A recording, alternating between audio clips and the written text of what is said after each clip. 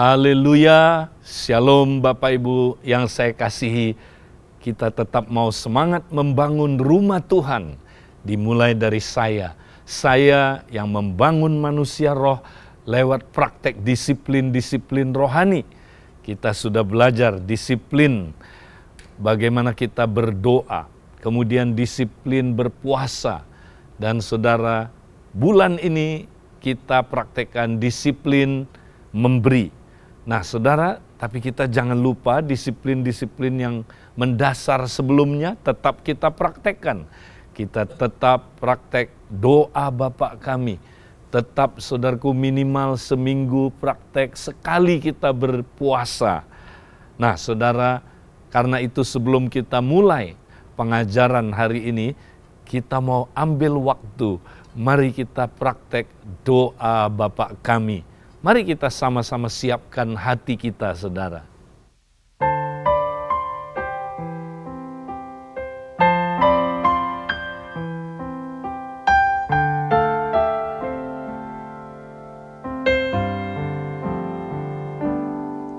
Hatiku Tuhan merindukan, menginginkan dirimu. Tiada kepuasan yang melebihi di saat ku jumpamu. Hatiku Tuhan merindukan, menginginkan dirimu, dan ku temukan yang ku dambakan di saat ku jumpamu.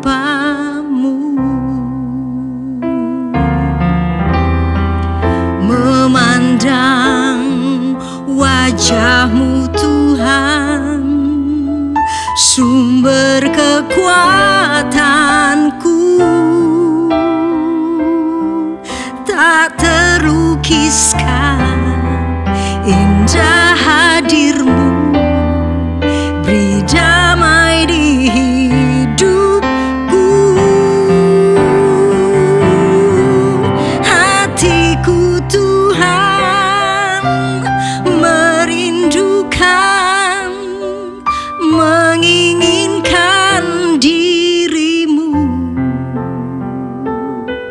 Tiada kepuasan yang melebihi di saat ku jumpamu. Ku dipulihkan dan dipuaskan di saat ku jumpamu. Tiada kepuasan yang melebihi di saat ku jumpamu.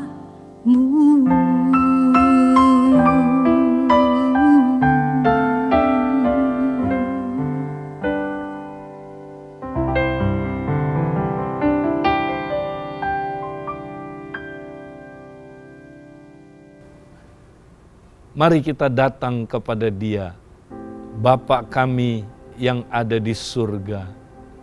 Dikuduskanlah nama-Mu, datanglah kerajaan-Mu, jadilah kehendak-Mu di bumi seperti di surga. Berilah pada hari ini makanan kami yang secukupnya, dan ampunilah kesalahan kami, seperti kami telah mengampuni orang yang bersalah kepada kami. Dan janganlah membawa kami masuk ke dalam pencobaan, tapi lepaskanlah kami dari yang jahat. Karena Engkaulah yang empunya kerajaan dan kuasa dan kemuliaan sampai selama-lamanya. Amin. Haleluya. Nah, pada hari ini saudara, kita akan sama-sama mendengarkan pengajaran tentang perpuluhan. Ini bukan berkaitan lebih banyak tentang doktrinnya, tetapi saya mau mengajak kita melihat hal-hal yang praktikal.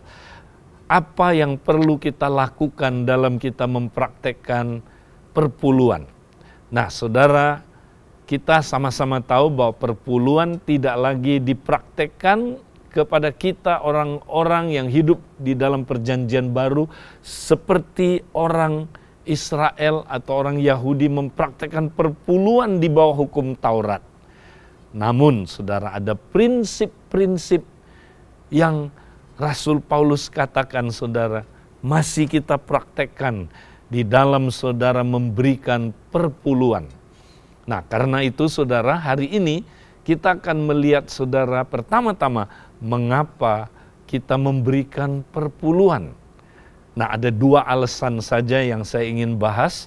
Yang pertama, saudara, kita memberi perpuluhan sebagai tanggung jawab keluarga rohani kita. Tanggung jawab di dalam rumah Tuhan. Nah, di dalam rumah Tuhan, saudara, Tuhan tetapkan ada sistem ekonomi yang kita mesti taati, kita mesti praktekkan. Karena ini prinsip keluarga, wajar kita mempraktekkannya. Apa itu, saudara? Nah, di dalam keluarga kerajaan Allah, ada orang-orang yang memang, saudara, ya bekerja di luar gereja. Ya. Nah, mereka ini, saudara, tentu mendapatkan income di dalam hidupnya, saudara. Nah, tapi ada orang yang bekerja di dalam gereja. Nah, pada umumnya mereka ini adalah pemimpin-pemimpin, mungkin dia penatua yang full time, ya. Mungkin dia, saudara, adalah pemimpin non penatua tapi dia full time, ya. Ada pekerja-pekerja yang full time. Nah, tugas mereka, saudara, melayani di dalam ya rumah Tuhan. Nah, mereka-mereka ini tentu tidak dapat income karena full time. Ya, tidak dapat income di luar gereja. Nah, mereka ini kalau kita baca prinsipnya Rasul Paulus katakan, kita yang bekerja di luar yang mendapatkan income, ya, kita harus membiayai mereka supaya mereka berkecukupan. Nah, tujuannya apa, saudara? Bukan untuk memperkaya hidup mereka. Ingat, saudara, ya, tujuan perpuluhan diberikan bukan supaya penatua-penatua, apalagi ya saudara, senior pastornya ya jadi kaya. Ya, dia mesti didukung supaya dia diberkati kaya, bukan itu tujuannya. Tapi supaya pekerja-pekerja ini mendapat apa, saudara? Mendapat kecukupan. Ya. Nah, saudara, itu adalah prinsip keluarga. Kenapa, saudara? Kalau kita hidup di dalam keluarga, tentu dong kalau ada anggota keluarga yang terpaksa dia nggak bisa ya mendapatkan income, saudara, tapi dia mengurusi keluarganya. Nah, keluarga lain, anggota yang lain yang saudara bekerja seperti biasa dapat income, mensupport mereka. Itu wajar, itu prinsip keluarga yang, saudaraku, seperti yang Paulus ajarkan. Nah, saudara, karena itu kita semua, saudara, mari kita memberikan perpuluhan kita, termasuk saya. Ya, seorang penatua pun memberi perpuluhan. Ya, nah, saudara, perpuluhan kita untuk mendukung, ya, siapa, saudara? Ya, nanti ada lagi, saudaraku, orang-orang yang dipakai sebagai apa, saudara? Ya, sebagai equiper. Ya, kalau di dalam gereja kita namanya ATM. Ya, mereka juga, saudaraku, perlu ya mendapatkan, saudaraku, dukungan. Ya, nah, jadi saudara, kita semua belajar memenuhi supaya, saudara, ya di bidang keuangan, ya anggota keluarga yang melayani full time tidak kekurangan tapi berkecukupan. Nah, ini prinsip tanggung jawab dalam keluarga rohani kita. Ya, nah, satu kali kakak saya, karena dia belum mengerti, saudara, dia bilang, ya Ed, udah deh, saya nggak mau pusing perpuluhan saya, pokoknya saya kasih sama kamu aja pribadi, ya kasih kamu pribadi. Dia mau kasih saya, saudara, ya. Nah, waktu itu ya Tuhan uji saya, bagaimana sikap saya. Saya bilang, oh ya kami percaya kalau kita baca di dalam firman Tuhan, ya kamu di mana kamu digembalakan, ya kamu harus memberi perpuluhan di sana. Kamu harus tanggung jawab untuk keuangan di kawanan domba di mana kamu digembalakan. Karena kamu tidak berjemaat lokal di tempat ini, di tempat saya melayani, jadi nggak tepat kalau kamu memberikan perpuluhan ya kepada jemaat lokal di tempat ini. Kamu harus di jemaat lokal di mana kamu tiap minggu ada di situ digembalakan. Itu yang ya sesuai dengan kehendak Tuhan. Saya sampaikan itu, saudara. Nah, saudara, demikian juga kita. Mari, saudara, ya kita pastikan kita bertanggung jawab untuk apa, saudara, memenuhi ya kebutuhan dari para orang-orang yang melayani waktu sepenuhnya. Ya, itu ya mengapa yang pertama kita memberikan perpuluhan. Nah, sekarang yang kedua, saudara, kenapa kita memberi perpuluhan? Ini sebagai tanggung jawab dalam pembangunan rumah Tuhan atau pembangunan tubuh Kristus.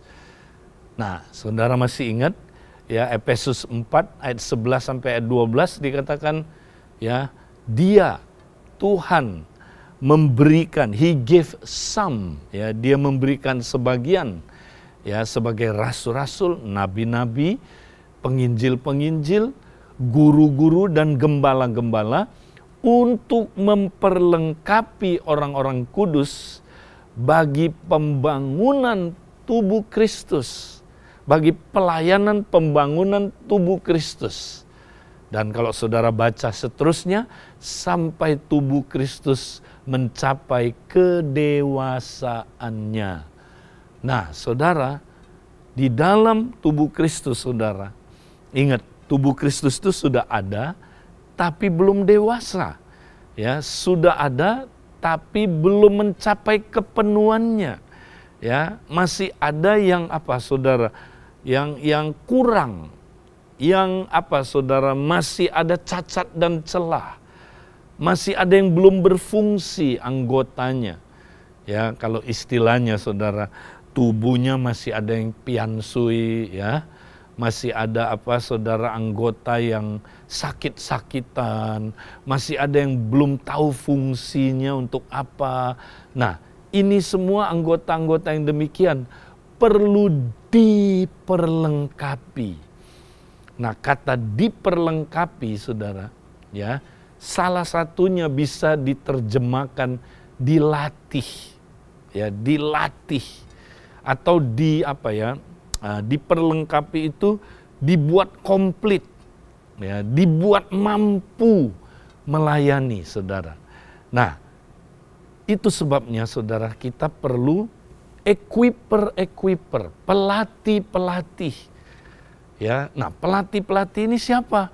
Yaitu ada yang punya karunia kerasulan, kenabian, ya karunianya lebih ke penginjilan, guru, gembala. Nah, ini pelatih ini, saudara, perlu apa? Perlu dibiayai supaya mereka, saudara, bisa hidup ya berkecukupan sehingga mereka bisa fokus melatih orang-orang kudus supaya orang-orang kudus bisa melakukan 5 pekerjaan atau 5 pelayanan apostolik, yaitu membangun tubuh, ya, pelayanan profetik, ya saudara, ini quality control, kemudian saudara pelayanan penginjilan, ya mencari jiwa, saudara, untuk masuk ke dalam gereja, untuk dimuridkan, saudara, kemudian digembalakan, pekerjaan penggembalaan dan pekerjaan pengajaran. Nah, ini semua, saudara, untuk bisa melakukan 5 pekerjaan atau pelayanan ini perlu pelatihnya. Nah, bayangkan, saudara, kalau tim basket, ya, mau jadi tim basket yang bagus, harus ada apa, saudara? Pelatih. Kalau tidak ada pelatih, saudara, mana mungkin dia jadi tim yang baik. Demikian juga gereja lokal. Nah, gereja lokal supaya bertumbuh semua bisa bangun tubuh Kristus, saudara, perlu apa? Perlu pelatih-pelatih, equiper-equiper. Nah, equipernya ini perlu dibiayai. Nah, jadi saudara, dengan kita memberi perpuluhan, sebenarnya kita membiayai equiper-equiper ini. Supaya dia bisa melatih orang kudus di dalam tubuh Kristus.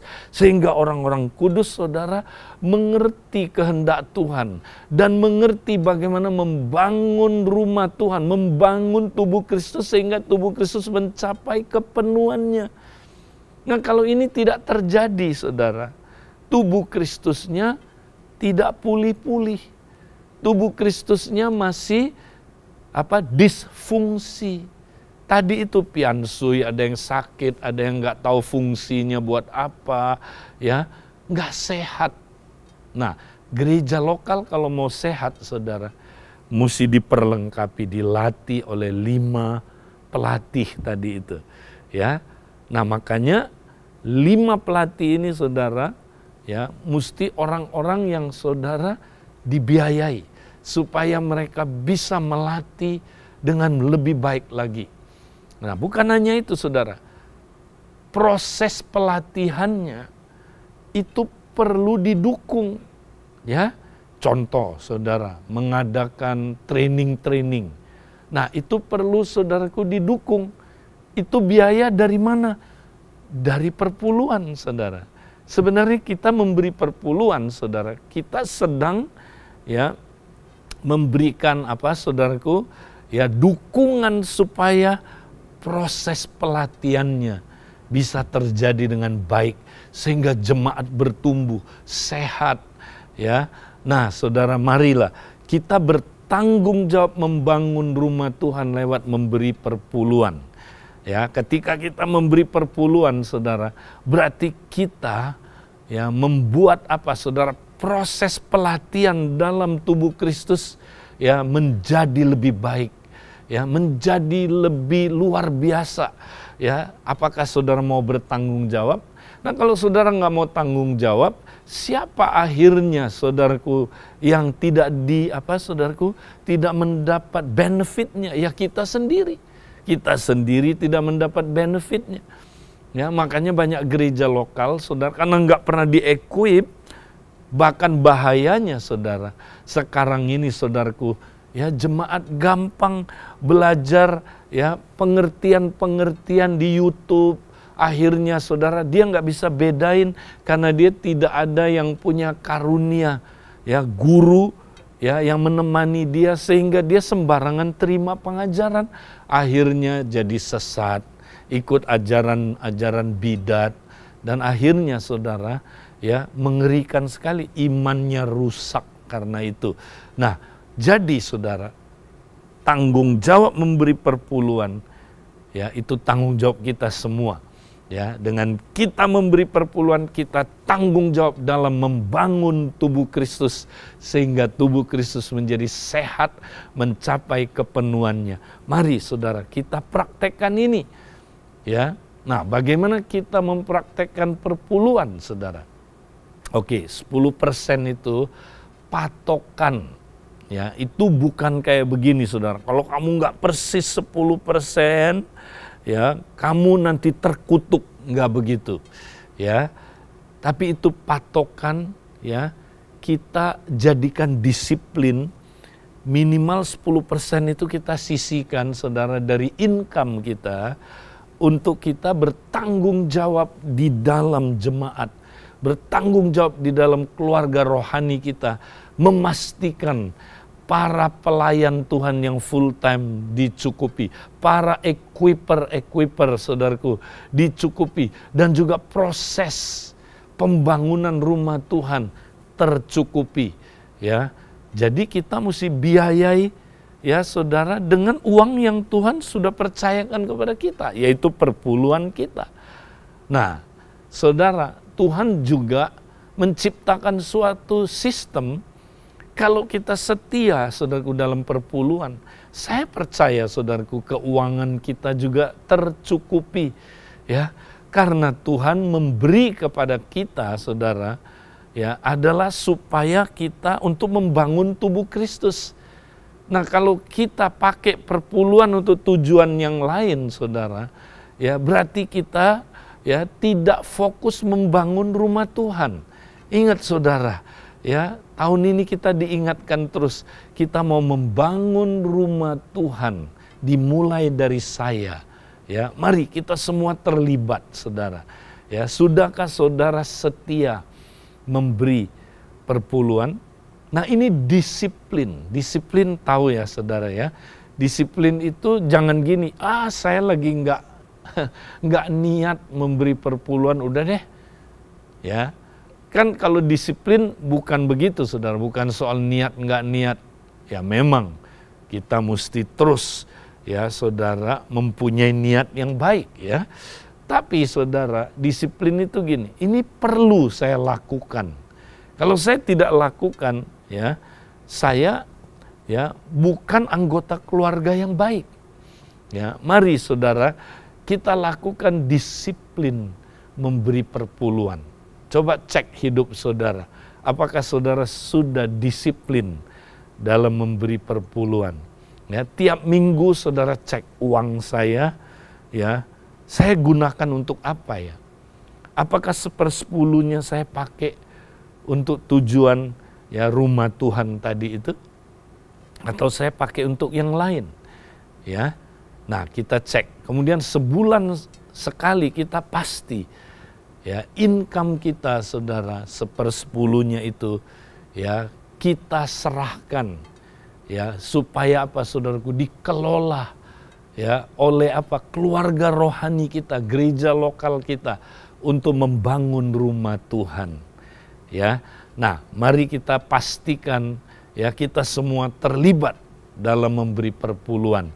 Saudara lihat, Tuhan juga akan memastikan saudara berkecukupan dalam keuangan. Nah, saudara, pertanyaan begini, saudara. Ada yang tanya sama saya, Pak Edi, kita boleh nggak ya memberi perpuluhan, ya, langsung kepada hamba Tuhan yang membutuhkan? Oke, ya, saya nggak berkata itu dosa, saudara. Enggak. Ya, nggak boleh berkata itu, nggak. Saya tidak berkata itu nggak boleh. Ya, tapi saudara, ya, kalau kita lihat prinsipnya, ini prinsip dulu, ya, karena kita ini tubuh Kristus, kita nggak sendiri-sendiri, ya, pelayanan juga bukan pelayanan independen sendiri-sendiri, ya, tapi kita bersama-sama sebagai keluarga, tentu ada aturan mainnya. Nah, orang Israel zaman dulu pun, saudara, ada aturan mainnya, ya. Mereka kalau memberi perpuluhan dan persembahan, ya saudara, mereka dibilang gini, bawalah persepuluhanmu ke rumah perbendaharaan. Ya, nah apa artinya rumah perbendaharaan? Zaman dulu, saudara, karena mereka adalah negara agraris, ya, jadi banyak sekali perpuluhan itu, saudara, tentunya dalam bentuk ternak bisa, ya, dalam bentuk apa, saudara? Ya, tanaman, buah-buah, hasil panen diberikan. Nah, ya, kalau yang dekat-dekat kasih panen, kalau yang jauh-jauh dijual dulu, dikasih uang. Nah, hasil itu, saudara, perpuluhan itu katanya mesti dibawa ke rumah perbendaharaan. Nah, apa itu rumah perbendaharaan?